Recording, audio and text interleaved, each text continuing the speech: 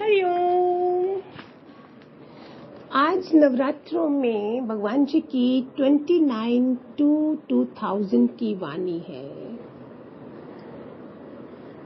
इसलिए दे रही हूँ। शायद इन दिनों इतनी ऊर्जा है संसार में, पूरी शक्तियां धरती पर है, तो शायद एक ज्ञान जो उच्च कोटि का हमें लास्ट अवस्था का मिला है, इसी ऊर्जा में हम और उसको पक्का कर लें। प्रेमी भगवान, वृक्ष की जड़ मजबूत होती है तो उसके ऊपर फल फूल लगते हैं अच्छी तरह से। भगवान, मनुष्य की जड़ कौन सी है? सुनिए भगवान जी ने क्या जवाब दिया। वो तो पाताल तक आत्मा समझे, देह को अलग करें ताकि कभी कोई हमको हिला ना सके संसार की बातों में। समझ आई है? घर में, परिवार में हम रह रहे हैं, हमारी देह इतनी हम ऊपर उठ जाएं, आत्मा में हो कि घर की, संसार की बातें हमको हिला ना सकें, इतनी जड़ें मजबूत होवे जो कोई हिलाए तो हम हिल ना सके। ये है जड़ फाउंडेशन। ये भी मालूम होना चाहिए कि जितना वृक्ष ऊपर है उतना नीचे भी जाएगा। समझो, जे तुम काटना चाहो तो महीना लग जाएगा पर वो नहीं कटेगा। पत्ते भले हिलें पर फाउंडेशन तो मजबूत होनी चाहिए ना, है ना? तो जब फाउंडेशन मजबूत होगी तो वो कैसी होगी? हमारा चरित्र पर डिपेंड करता है। भगवान जी ने क्या बोला? फाउंडेशन मजबूत हो। जिसके पास चरित्र है उसका ही सारा व्याख्यान है। अभी दादा भगवान का चरित्र, भगवान जी का चरित्र, ये तो हमारे सामने आइडियल है ना। फिर राम का चरित्र जो आज 5-7 हजार साल पहले से भी लोग पढ़ना और सुनना चाहेंगे, उनकी कथा, है ना। हरी चर्चा होती ही रहती है। अभी ये फाउंडेशन कैसे करना है, ये जो मैंने भगवान जी का क्वेश्चन, उसका आंसर समझा। बच्चों का फाउंडेशन क्या है? माँ बाप के ऊपर है कि वो कैसे उनको बनाते हैं। दीक्षा दिलाते हैं बच्चों को, नहीं खुद दीक्षा लेते हैं, क्योंकि उसमें मांस, मछली, अंडा सब छोड़ना पड़ता है। तो उसमें फिर वो पीछे रह जाते हैं। फिर संतों के पास ले जाते हैं उनको कि आप इनके ऊपर सर पे हाथ रखो। बर्बादी माँ बाप करें, फिर संत आके हाथ रखे, और वो लगेगा कैसे? जैसे एक रबड़ है या प्लास्टिक का कोई वस्त्र मैंने पहना है, अगर उसमें बिजली का करंट लगता है तो मुझे हार्ट नहीं होगा, बिजली नहीं लगेगी। तो ये रीजन है। अगर मेरे पास अस्त्र वस्त्र है, मेरे पास चरित्र है, तो मेरी महानता है उधर, तो भगवान जी का ज्ञान भी लगेगा।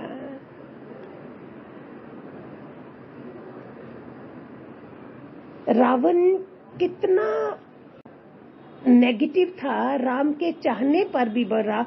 भगवान थोड़ी कभी उल्टा पुल्टा सोचते हैं। कंस के लिए रावण, रावण के लिए, उन्होंने चाहते हुए भी रावण को नहीं मारना था, लेकिन उसकी वाइब्रेशन कुछ नहीं हुआ, उसका रावण का भला नहीं हुआ, उसकी बुद्धि शुद्ध नहीं हुई।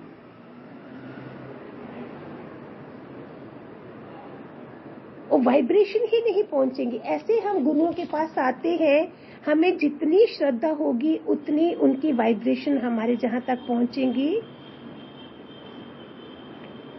जब तक मन में इतनी मैल होगी वो आवाज सुनी नहीं जाएगी। सत्संग में बैठेंगे लेकिन आवाज ही नहीं जाएगी। किसी की पॉजिटिव ऊर्जा नहीं जाएगी जब तक हमारे अंदर इतना रावण जैसा बुद्धि होगा। जैसे कोई गट्टर है, उसके वहां कितना भी परफ्यूम आप छिड़क दो, क्या बदबू जाएगी? जब तक पूरा गट्टर अंदर से साफ नहीं हो। ऐसे ही सत्संग हाल में हमें वो एग्जाम्पल देते थे, कुएं से स्मेल आ रही थी, बास आ रही थी, और पूरा कुआं साफ कर दिया, लेकिन वो बिल्ली मरी हुई थी उसके अंदर।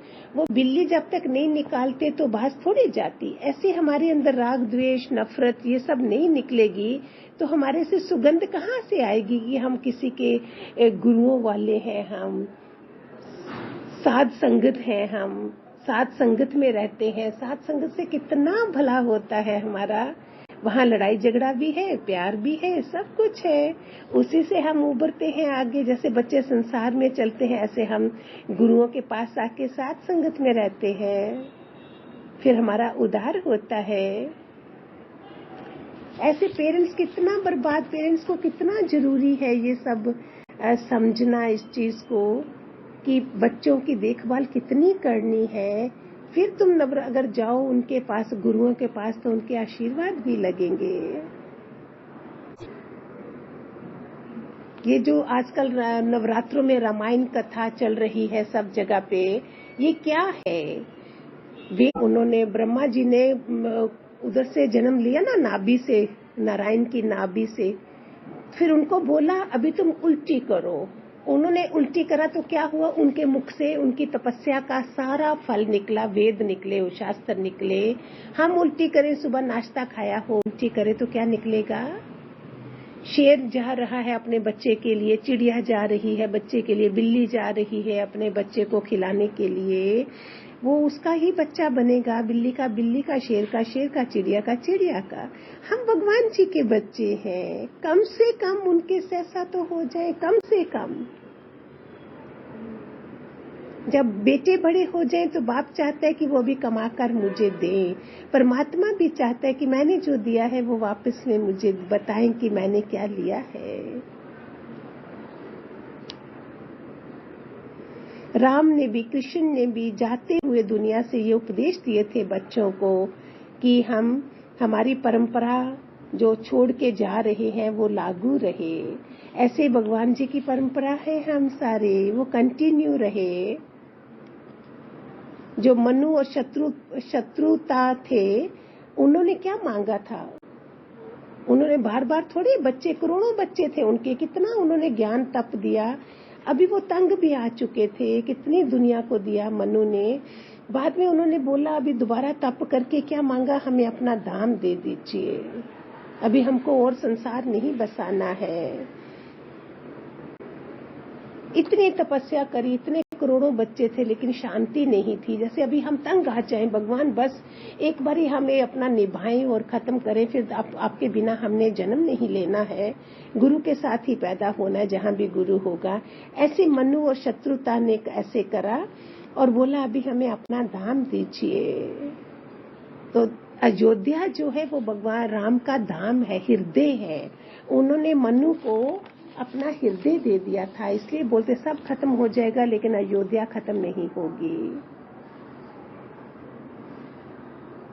इधर शादी में कुंडली मिलाते हैं लड़के लड़की की, कितना कितना कुछ करते हैं, कितने फेरे लिए जाते हैं, फिर भी सब बिखर जाता है। कितनी छोटी छोटी गलतियों से जीवन बर्बाद हो जाता है।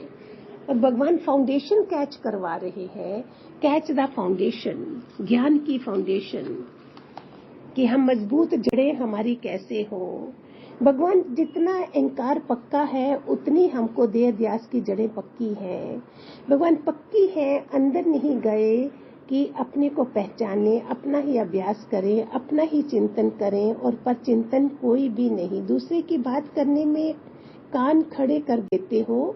हमें किसी की बात नहीं करनी है, ना सुननी है, अपने में ही गुम रहें जिधर भी जाएं। कितने प्यारे भगवान जी की वानियां हमें इन नवरात्रों में, हम कितने गुना ऊपर उठ सकते हैं। एक ने क्वेश्चन करा है, गुरु भक्ति अंदर से होनी चाहिए या बाहर से? भगवान बोलते बाहर से होनी चाहिए, आरती उतार, ये सब कर। कैसे सवाल करता है एक जना, अंदर से तू मेरे को सब में देख, वो है गुरु भक्ति। तुम देखते नहीं है तो बाकी गुरु भक्ति कैसे हुई? कैसे कैसे जवाब है। खूब सारे आशीर्वाद भगवान जी का रोज के रोज आशीर्वाद बरस ही रहे हैं। होप हम सब जाग जाएं, जाग जाएं, जाग जाएं। हरिओम। लेके पूजा की थाली, जोत मन की जगा ले, तेरी आरती उतारो बोली माँ। तू जो दे सहारा, सुख जीवन का सारा, तेरे चरणों पे बारो बोली माँ। ओ माँ, ओ माँ, ओ